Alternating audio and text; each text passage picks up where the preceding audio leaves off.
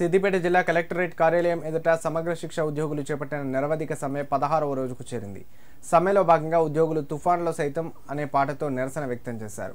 గత 20 సంవత్సరాల నుండి 12 వింగుల్లో పనిచేస్తున్న తమకు సమాన పనికి సమాన వేతనం చెల్లించాలన్నారు.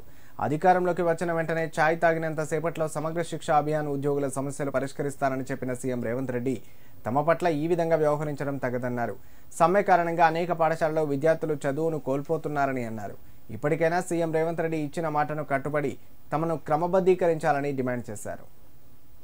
నేను కేజీబీలో గత 13 సంవత్సరాలుగా వర్క్ చేయడం జరుగుతుంది. అదేవిధంగా ఇక్కడ ఎస్ఎస్ఏలో కూడా 12 వింగ్ల వాళ్ళు గత 20 సంవత్సరాలుగా వెట్టి చాకరీ జరుగుతుంది సార్.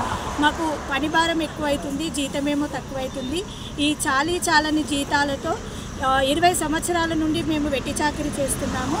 గత సంవత్సరం ఇదే సమయంలో సీఎం రేవంత్ రెడ్డి సార్ గారు పీసీసీ అధ్యక్షులుగా ఉన్నప్పుడు మా దీక్షా శిబిరానికి వచ్చి మా ప్రభుత్వం వచ్చినట్లయితే మేము 1 గంట సేపట్లో మిమ్మల్ని రెగ్యులరైజ్ చేస్తామని చెప్పడం జరిగింది. దయచేసి మా పట్ల స్పందించి మాకు రెగ్యులరైజ్ చేయగలరని కోరుతున్నాము. సమగ్ర శిక్ష ఉద్యోగుల సంఘం సిద్దిపేట జిల్లా ఆధ్వర్యంలో 16వ రోజు నిరోధక సమ్మెకు స్వాగతం అండి. మేము గత 15 నుంచి 20 సంవత్సరాలుగా విద్యాశాఖలో కాంట్రాక్ట్ విధానంలో పనిచేస్తూ ఉన్నాము. మాకు అప్పటి పీసీ చీఫ్ ప్రజెంట్ రాష్ట్ర ముఖ్యమంత్రి అయిన గౌరవనీయులు రేవంత్ రెడ్డి గారు ఏదైతే వరంగల్లో హన్మకొండ వద్ద మాకైతే సమ్మె శిబిరానికి వచ్చి మాకు ఏదైతే హామీ ఇచ్చిండో హామీ ప్రకారం రెగ్యులర్ చేయవలసిందిగా మేము గత 16 రోజులుగా నిరవధిక సమ్మె చేస్తూ ఉన్నాము.